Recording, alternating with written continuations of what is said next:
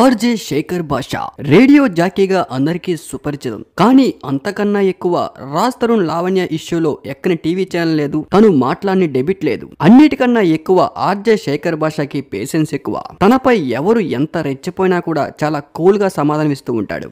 ఇదే big boss వాళ్ళకి బాగా నచ్చింది. బిగ్ బాస్ లో వచ్చే ప్రాబ్లమ్స్ ఆర్జే శేఖర్ భాష కూల్ గా ఎలా హ్యాండిల్ చేస్తాడో చూద్దామని ఈసారి బిగ్ బాస్ ఆర్జే శేఖర్ భాషను సెలెక్ట్ చేసుకున్నారు. ఇప్పటికే శేఖర్ భాష ప్రోమోస్ అండ్ సాంగ్ షూటింగ్ కూడా కంప్లీట్ అయిపోయింది. ఈ రోజు ఈవినింగ్ ఏదో ఒక టైం కి బిగ్ బాస్ లోకి ఎంట్రీ కూడా ఇవ్వబోతున్నాడు. ఆర్జే శేఖర్ భాష రాజ్ తరుణ్ ఫ్రెండ్. రాజ్ తరుణ్ లావణ్య విషయంలో ఆర్జే శేఖర్ భాష రాజ్ తరుణ్ కు సపోర్ట్ చేస్తూ నిజ నిజాలు బయట పెడుతూ ప్రూఫ్స్ తో సహా టీవీ డెబిట్స్ లో కూర్చునేవాడు. దీంతో శేఖర్ భాష విపరీతంగా వైరల్ అయ్యాడు. ప్రతి టీవీ ఛానల్, ప్రతి మీడియా ఛానల్ శేఖర్ భాషని బాగా యూజ్ చేసుకున్నారు.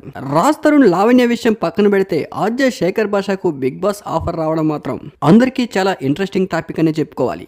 బిగ్ బాస్ చూసే ఆడియన్స్ కు ఆర్జే శేఖర్ భాష ఆ పేషెన్స్ ఎలా మెయింటైన్ చేస్తాడో బిగ్ బాస్ హౌస్ లని రీసెంట్ గా ఒక ప్రముఖ టీవీ ఛానల్ డెబిట్ లో శేఖర్ భాష కూర్చొని మాట్లాడుతుంటే లావణ్య చెప్పు తీసుకుని కొట్టినా కూడా, కొంచెం కోప్పడినా కూడా చాలా పేషెన్స్ తో కూల్ అయ్యాడు.